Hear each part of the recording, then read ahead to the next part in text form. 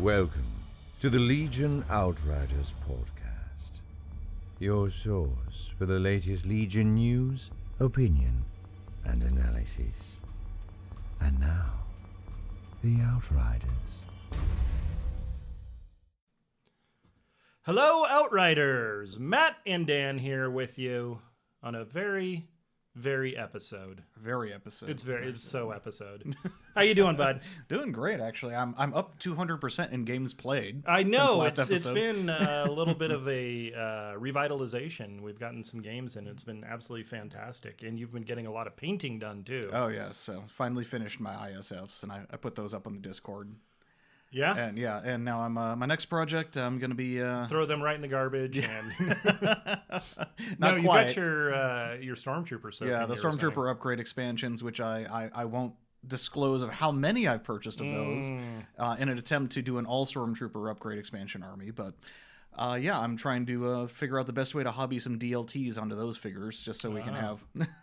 Think you might be able to get like a print or something done for them? Well, actually, I've got enough regular Stormtroopers because I did the inefficient way way back 2 years ago when the game first launched. I picked up my core set and then a whole bunch of Stormtrooper expansions as opposed to trading core set halves. And then when our good friend Jeff, my name is Jeff, joined joined Legion, I traded core set halves with him so we can get more rebels. And I got his Imperials, and I have actually quite a few standard Stormtroopers around, so I'm actually chopping one up right now just to see the best way to just to see how much damage I can inflict. Exactly. Wow. Yeah. I've been getting the old studio, redoing things, cleaning up a little bit. Yeah, actually making a little hobby area for myself on like the back side of my recording equipment. So I'm excited because I've been playing Republic. I've gotten a couple games in now, and I'm very excited about that. I've actually been having a lot of fun with them. 0-2 so far, but still. Both games have been, one was a game.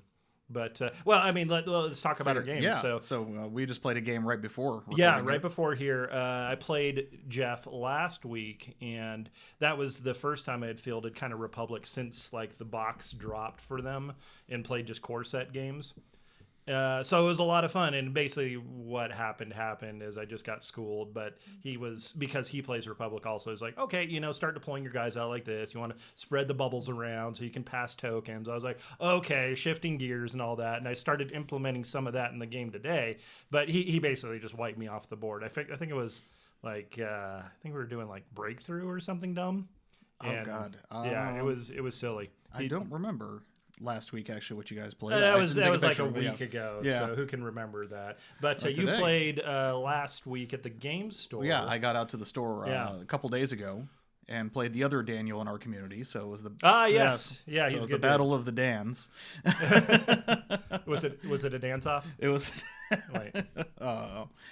But yeah, we played an interesting game. It was advanced positions, fortified positions, and key positions. So every position. Insert Ruby right. I want all positions. But yeah, no, fortified positions is actually my first game actually getting it on table. Okay. And it so many barricades, like literally every shot was heavy cover that game. It was crazy. It was basically just little fortifications everywhere, and it was nuts. Somewhere quietly in the distant heart plays. Yes. But unfortunately, I got wrecked. Yeah. Oh, did you? It sounded like you had a really interesting list, and you had some really interesting dice. So yeah. No, I'm currently doing my variant of 3-3-3 ISFs with more Stormtroopers than Shores. I'm just mixing up the core units there to see how that goes. But okay.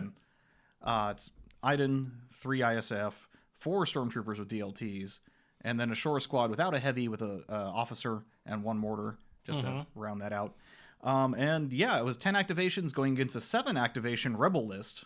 That blew my mind. I was like, 7 activations? Well, it was... Surely not. It was an interesting list. So it was Cassian, Operative Luke, Clan Ren, the name squad. Wow.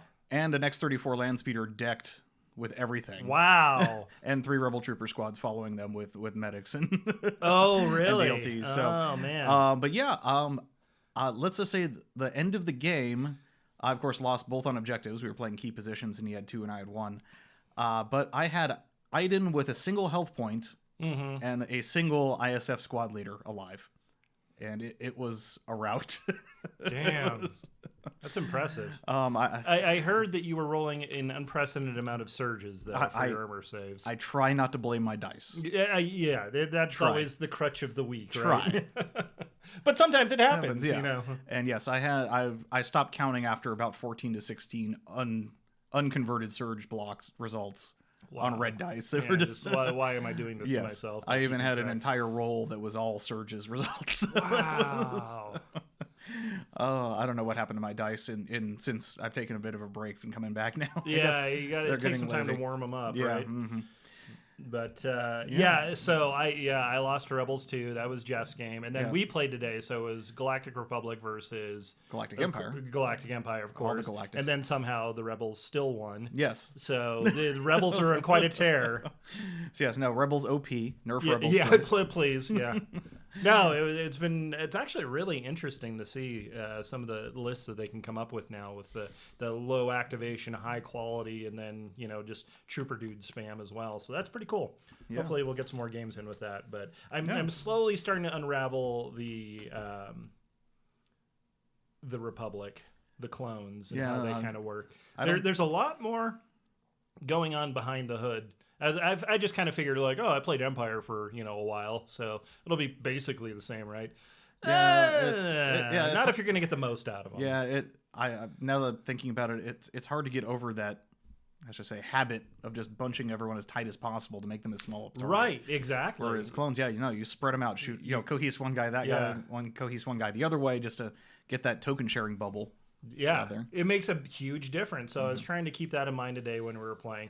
It was actually a really fun game. What did we have? It was Recover the Supplies? Recover the Supplies, Major Offensive, Clear Conditions. Yeah.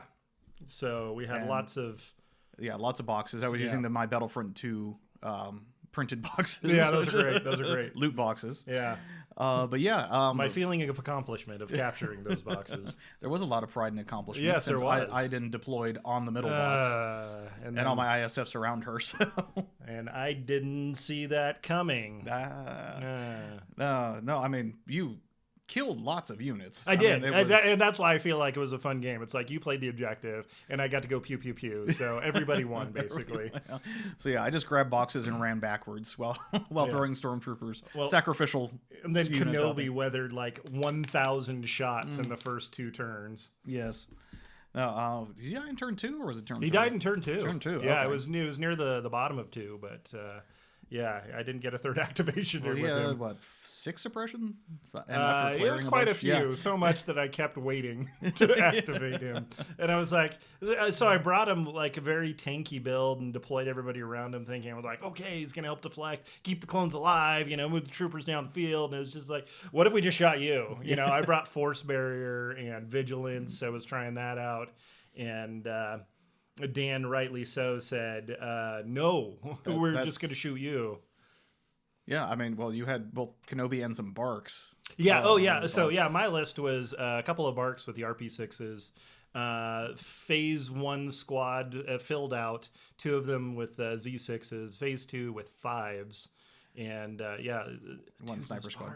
And one sniper squad. Yeah. Sniper squad, man. The move and get an aim and then being able to share. I had to recalibrate my brain to. I don't just need to leave these snipers on the backside of the table and forget them. They can actually move up and support. So it was a lot of, woo! This is cool. Gee whiz. But it was great. I felt like I'm starting to crack that nut. But otherwise, the Barks. Holy cow, man. Your Barks were your VIPs. Yeah, I think so. They weathered a lot of fire, and they dealt a fair amount, too. They finally succumbed to the weight of fire. And those red dice help you a lot. But, I mean, when you first picked up the first defense roll, I'm like, they roll red? Yeah. And you're like, what? I'm like, wow. I'm like, why are not more people playing these? Because between their native cover and the red defense die, like literally I was getting 1 or 2 They're and then you tanky block as hell. 1 or 2 and block, then 5 health, but they can with the RP6s it's 2 red, 2 black, 2 white. Yeah. No impact on that side of the field, which is what I know about you, but still. Well, I mean, after playing against Jeff that was playing like all vehicles, I was like, I need to have some anti-tank in there just to be able to deal with it. but no, it was a great game. Yeah. Yeah. So I had 2 boxes. You had 3 boxes because of your Iden shenanigans. Yeah. And I was moving a little too slow to chase your guys down. I'd almost taken out one of the box carriers with the barks before they finally exploded. Yeah, I had a single unit leader holding 1 box, and then Iden holding another box, and then my safe box, which was on the backside of my field, was held by a full squad of stormtroopers. But and then we got to turn 5, and I looked at the position. It was like, there's no way. Even if I, killed out the guys at range, nobody can go over there and pick it up in time. Mm-hmm. And you had people standing by next to it. So it was a lot of fun. Again, I'm hoping to get some more games in. But anyways, okay, that's caught up on us. Yeah, that's RT. Dan, what's going on in Star Wars news? Yeah, I got some news on Andor. Unfortunately, it's a little bit... The Forest Moon? The Forest Moon. Unfortunately, some, sad news. Alan Tudyk had an interview with Collider. Okay. And he confirmed, unfortunately, K2SO will not be in Season 1 of Andor. Okay. I always thought that they would have that be a Season 1 finale or cliffhanger or something. Of and then he sees his new best buddy, in a I don't know, what a scrap heap across the room or however. They did do a comic of them meeting, but did they? Yeah, okay. The shows don't have to follow the comics. They could overwrite. Yeah. There's been a few things that have already overwritten book and comic stuff. Yeah, they definitely have a tier priority for, canonicity. Yeah, but his quote in the interview is, quote, "They're shooting it right now, but I'm not in it. But if it stays in the air and stories keep getting told, I'll end up in there." Yeah. Is what he said. So that's fair. A later season thing.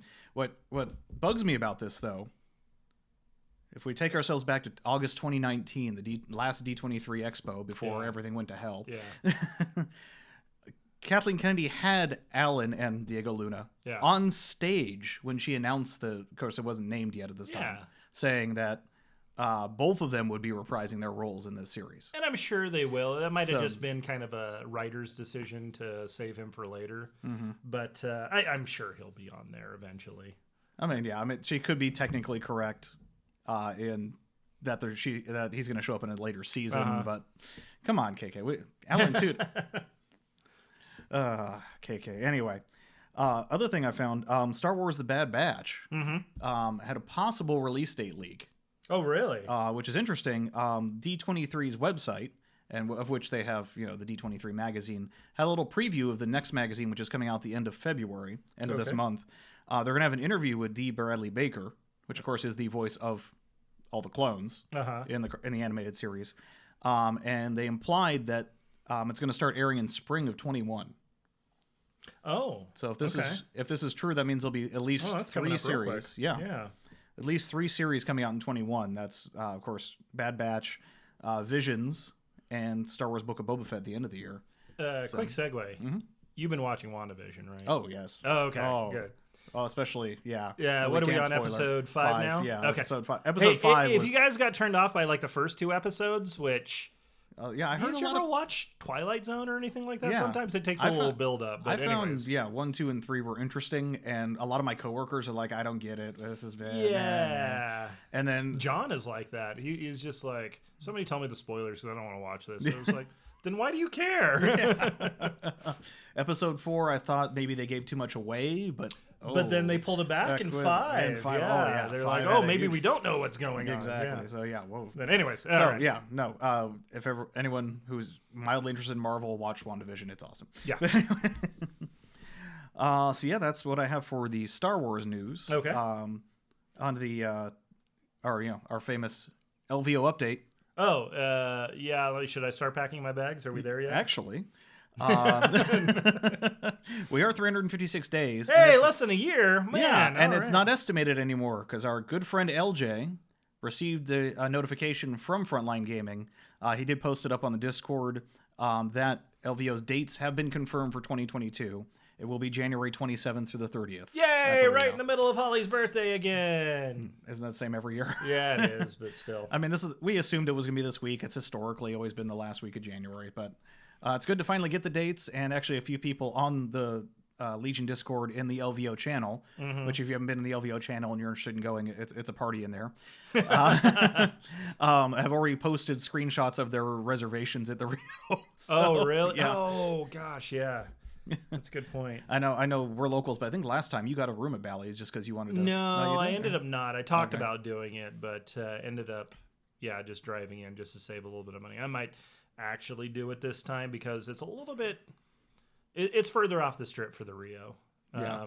So if you're expecting to go to the strip, I don't know if they have a shuttle service or anything. We'll probably have some more news on that. Yeah, but Rio's actually a pretty nice casino, and it is. Of course, their buffet is amazing. Yeah, well, we'll see if buffets are a thing. I mean, they should be a thing. Well, I would hope they're a thing by 2022. But yeah, hopefully we'll catch some Penn and Teller or something like that. But anyways. Yeah. So Rio is not walking distance from the strip. It's technically 2 blocks, but it's hiking distance. Yeah, it's over a freeway and around to the it's not. Yeah, you might want to Uber it or see if they have a shuttle. But anyways, yeah. So LVO is coming, and we're glad to get more news on it. Yay! And I mean, Invader League Season 6 has started. Yep, it is underway. 6 seasons. Wow, it goes fast. Yeah, they're doing the round robin phase right now, and a lot of games up on Twitch. I actually haven't had a moment to sit down and watch any of them yet. I know, bad me. But, okay. I know, yeah. But they're in the round robins now. The cool thing is, though, once we get to single eliminations, they're going to be requiring chess clocks, which I know something that's been talking in the community of like, are chess clocks going to be useful to Legion? So we'll get some data on how well they work out. That'd be really good. I love chess clocks. So definitely they changed how War Machine was played and other games, especially when sometimes players can slow a game down. Now we can actually gather data on that, so that's actually really good. Yeah, and I remember us. What was it? God, it feels so long ago. LVO 2020. Yeah. Some practice for that. Some of the people in our group were practicing with chess clocks just in case they implemented it, but they ended up not. So. Okay. As a commander who likes to shoot from the hip and not plan a lot, chess clocks definitely favor my strategy. Nice. Or lack of strategies. But anyway, so we got a lot more to talk about. We're going to take a quick break, and then we're going to come back with, the AMG preview stream they had, which is, there's some interesting tidbits in there. Mm-hmm. But we'll be back.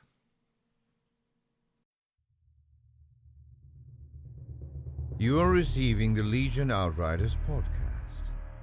Ending the transmission now would be most unfortunate.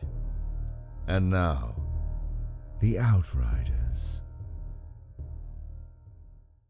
Okay, welcome back, Outriders, as we talk about, we got some things. The Atomic Mass Games stream where they address some of the Star Wars stuff, that it's now all in-house with them. They're the guys. We've talked about it. Our new Overlords. Yes, our new, hopefully benevolent Overlords. They seem like really cool people. I mean, no, absolutely. So on the stream was the head of product development, which is Will Schick. The Chickinator, yes. I think is what he goes by. Did he come from War Machine, I believe? Yes, he was definitely. Yeah, he's well known in the tournament circuit for those. Yeah, and head of studio, Simone Elliott, who, if I remember correctly, was the previous... the licensing person over at FFG, yes. Yeah, that's what I understand, too. Yeah, so they talked both business transitions and a few little nuggets of spoilers. I was kind of hoping Luke was going to be there, too, but... Simone did mention during the stream that both her and Luke have not yet moved out to Seattle yet. Oh, okay. So they're still doing that. And they're doing it from their house and everything, too. Oh, yeah, and everyone's streaming from home and everything, so they're not... I mean... Not really a rush to move, considering all the remote work that's being done anyway. Sure. So. Yeah. Yeah, that's going to be a huge transition. Yeah. I mean, they were talking where AMG came from. They were originally 8 staff. Only 8 people. They're a relatively new studio. I mean, it was a bunch of the guys coming over from Privateer Press and then plus a few others. Yeah, and now they've got a lot more people there. Yeah. I mean, they mentioned they brought a lot of people over from FFG. I mean, Luke included. And they're hiring some more staff as well. So if anyone's in that area and, hit up the job board, see if... Yeah, it's funny because we heard an anecdotal story from some of the guys. This is just rumor that AMG was not prepared for this shift at all. Like, this was kind of dumped in their lap. They're like, by the way, now you're handling all the Star Wars stuff. And they're like, okay, I guess we got to grow our studio to get ready for this. So it's probably going to take some time. But luckily, things have been underway for a while. So hopefully we won't see too much of a lag time. And considering the world as it is right now, I mean, while everything's kind of delayed because of COVID circumstances yeah. that it's not. I mean, it doesn't hurt them that they're doing the transition now while the player base is kind of focused on, having to play online, and we couldn't do big events anyway. So right. I've been enjoying our little home tabletop leagues, but but they did mention in the stream that it can take between 18 and 24 months for something to be designed all the way up to coming to fruition. So they wanted to assure everyone that all the new product released in 2021 will still be FFG branded, because that was in the pipe when FFG was, still handling all this. They mentioned that AMG branded items will arrive with new releases sometime in 2022, and there'll be some transitional items like reprints that may have one or the others. Well, hopefully they'll keep printing the other stuff. Oh yeah, no. Okay, so we'll have a new sticker on the box. Yeah, so basically the logo on the box isn't going to change till 2022, which I'm a little sad about the FFG logo going away. That's been the identifying mark for me for a while, but still. I mean, it's on the bottom next to the Disney logo and the UPC code. I mean, you're saving your proof of purchases, right? Oh yeah, those little punch out. Yeah, you gotta hold on to those. I'm sure we'll trade them in like box tops someday. Figure we can go to LVO next year and pocket UPCs and throw them and blind your opponent. I was hoping they'd let them trade it in for like a special edition Luke or something. No, anyway. Man. Yeah, I got notified. Is it Tef? I think he's one of our new patrons, but he was hanging out on stream and he sent me a message because we were chatting about the limited edition Lukes. And he's like, oh, there's somebody in your neck of the woods in Salt Lake City, which is like 6 hours. And I guess all of the Western United States kind of looks like it'd be in our neck of the woods, but it's like, I'm definitely not traveling again up there right now. We had to travel for some family stuff recently, and southern Utah stopped at a gas station, literally nobody wearing masks, and they were staring at me, and I was like, I feel very uncomfortable. I'm going to the bathroom. Oh, but what else did they say here? But anyway, so further on the stream, we found out. Yes, so they want to mention that social posts are now going to be handled through all of AMG's channels, but there will be some interim articles on both FFG. Does that mean we're going to get the Imperial Officer preview? Somebody should have asked that in the Twitch stream. God dang. Man, there was like 4,500 people or something in there. It was pretty busy. Well, I was at work, so I was trying to watch on my phone. Yeah. In between getting bothered for things, but I know. Hey, stop! I'm not doing work right now. Exactly. Let's see. But yeah, they mentioned there'll be some interim articles in the meantime, kind of a transitionary period. Okay. That things will be posting on FFG and AMG at the same time. Okay. But yeah, definitely start paying attention to the AMG channels right now, as that's where all the future news is going to come from. Yeah. But I guess we'll have an opportunity to ask things on more streams. Yeah. Because they said they're going to be doing streams on Wednesdays and Fridays for Star Wars. Now, of course, that encompasses all games, not just Legion. Right. So I thought they mentioned that it might be some MCP in there, the Marvel Crisis as well. But maybe I'm mistaken. They said they're going to be hobby focused on the streams. Yeah. So it's going to be kind of like a hangout. We're going to do some painting kind of things, which is what they've been doing for their MCP streams so far. Oh, is that basically right? hanging out, painting, and like, oh, here's a card and here's a mini. Okay, so they tease things. They kind of out tease there. stuff. That's kind of cool. Yeah. I mean, this is kind of a golden age to get access to like our designers and be able to interact with them on a. I mean, even digitally, it's still almost like a 1-to-1, depending if. Well, I guess there are still quite a few people to watch these, but still, it's pretty cool. Yeah. Of course, they did make some OP announcements too, and I know that was a big thing on many people's minds. Unfortunately, because of everything going on, of course, no Worlds in 2021, because they mentioned they couldn't get really what they called the feeder events, or the events that lead up to Worlds, really set up in time. But they did mention that Worlds will be in 2022, currently scheduled, and there will be the possibility of Overlords play events late 21, leading into 2022 into Worlds. That'd be cool. And they mentioned that there will be OP kits as well. Nice. So yeah, Yeah, I mean, I'm glad they're continuing that. Yeah. It'll be interesting seeing what kind of form they take. I hope they get back to doing some more like customized scenarios and things like that. I mean, that was always fun. Simone did mention that they're quote unquote exploring new ways to play. Oh, right. Yeah. They said they're kind of, Marvel Crisis Protocol style encounters. They specifically name drop Vader down as an idea that they were going for. Yeah. So, which, I mean, one overpowered Vader versus... a bunch of dead men. Yes. So that sounds amazing. That's something I want to try. And they also mentioned that the AMG's forums are going to be up soon, and they will have an official rulings forum. So this sounds like the Infernal system they had for Privateer Press, the forums where they had like official rules moderators with special color in their name, and they could make rules callings and clarifications and things like that, and people could take it as thumbs up approved. And generally, it was pretty well run. It wasn't bogged down by too much. Yeah, and FFG had, when unfortunately, side note, FFG's forums have closed. Yeah. But they did have a rules forum on there where they would pick small, like in between RRG updates, appendices to there. But yeah, I mean, emails from the developers. Exactly. I love the spoilers they did. Oh. I mean, they did spoil for all 3 games. Yes. Actually, the X-Wing stuff was pretty cool. Yeah. I gotta say. Now, I'll be honest, no product they showed was anything that wasn't already leaked. The X-Wing boxes and, of course, Legions 2, the 2 vehicles, the LAT and the AA5, have all leaked through distributor links.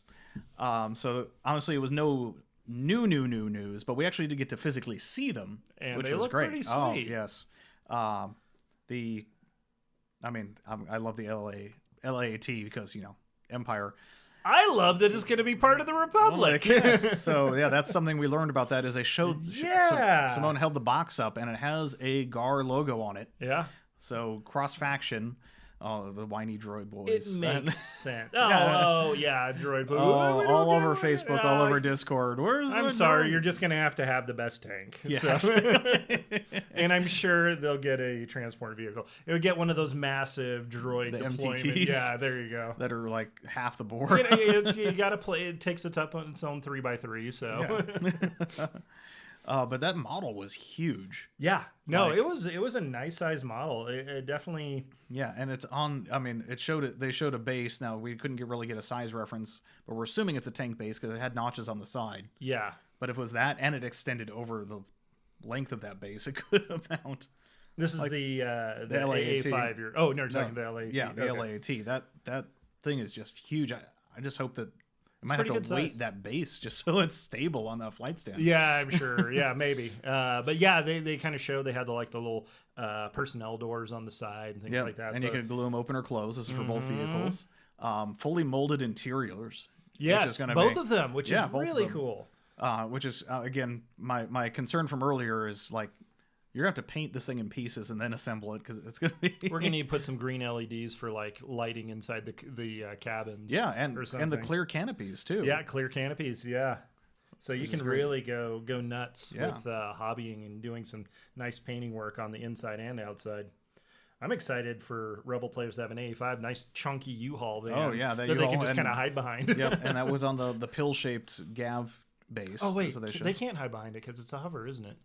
Well, if it's hover ground, like the tanks are. Oh, yeah. That's a good point. So, yeah, we're assuming it's hover ground. We're assuming it's close transport on all this stuff. It's so chunky. Because they didn't show the cards, unfortunately. But, yeah, I mean, it's that makes molded sense. interior. Like, they left the top not glued on specifically to show the inside. And I have a feeling that a lot of people are just not going to. Pretty sure you can still see the blood stains from the Imperial troops that gave their lives to protect that transport before the rebels liberated it. No, I mean it's a civil. It's basically a box truck. Essentially, is what it is. Never mind. Well, that's the Empire owns they appropriate. It just reminds me of the repulsor trucks they had, or the vehicles from like Rebels. It's a little bit. Do you remember the ones? It was a couple of the episodes where they were.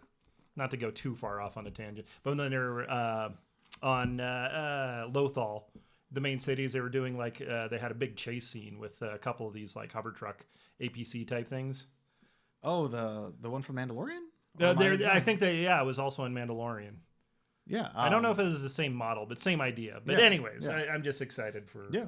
Rebels to have something that they can jump into. Rebel rhinos coming down the field. Basically, because Yeah. I mean, put a gun on top of that thing, and I mean, the one they showed off had the doors modeled closed, but they said you can model them open as well, so you have model guy hanging out the side. Yeah. shooting.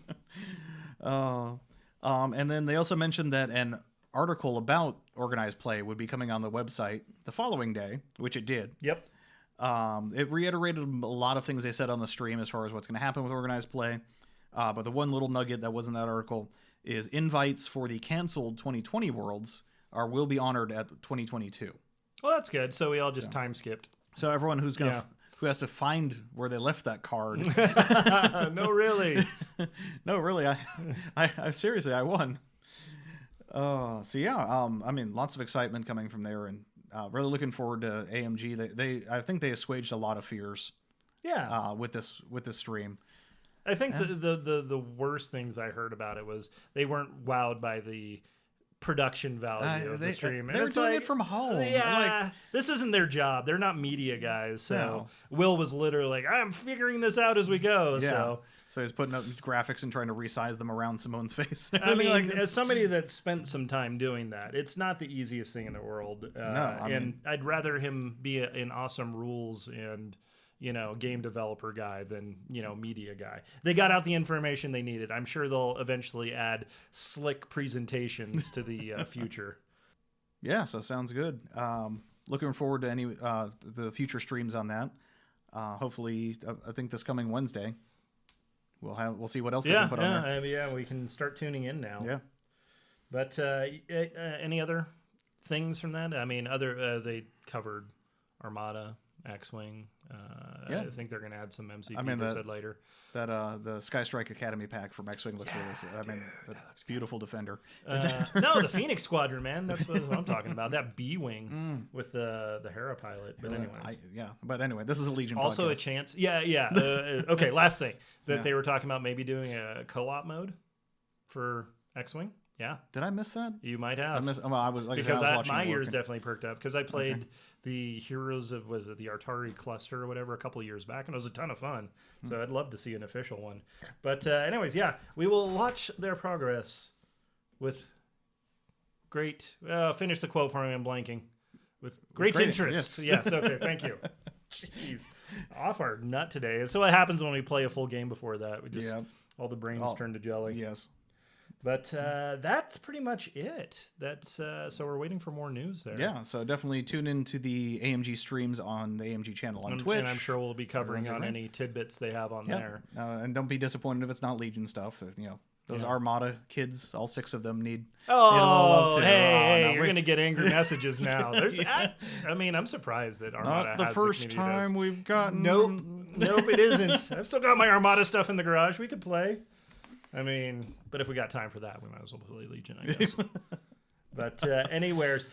So also a little bit of news, guys. If you are our Patreon supporter, thank you very much for supporting the stream. But we're going to be retooling a little bit how we do rewards. We were trying to do the quarterly things, and we find out how very much expensive it is to send things overseas. And we didn't want to lose, it wouldn't be fair to just ship stuff continental US and leave out because we got a lot of people overseas supporting the show.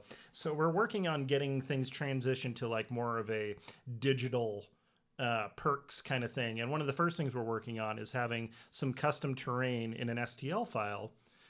Jeff is actually working on this. It's going to be Outrider themed, and we're going to send them out to folks. And also working on a collaboration with 6 Plus Supply. 6 Up. 6 Up. Damn it! I was coin flip. Every time. I always mess it up. Every time. Jeez. 6 Plus. 6 Up. 6 Up. Keegan, we love you. I love you, Keegan, for real. So we're working on that. So if you don't have somebody that has a 3D printer nearby, then they can cut you a deal. But anyways, we're working on that. More announcements to come in that. Plus, we're looking at doing some more battle reports, behind the scenes things for the podcast, that kind of stuff. But anyways, that's about it for this week, guys. Thank you, everybody, again. Dan, they can find you on the Legion Discord. Yep, I'm usually tooling around either Imperial chat or the LVO channel, which is very fun. Cool. You can always find the Outriders on Facebook at Legion Outriders. And also you can find me on Twitch at Captain_Archer. Also on Twitter at GRN_Archer. But thank you again, everybody. We'll see you real soon, and take care. And we'll see you at LVO 2022. This concludes the current episode of the Legion Outriders podcast. You may cultivate a tactical advantage by observing the Outriders on Facebook or Twitter at Legion Outriders. Wisdom advocates subscribing to the podcast. Acting otherwise is reckless.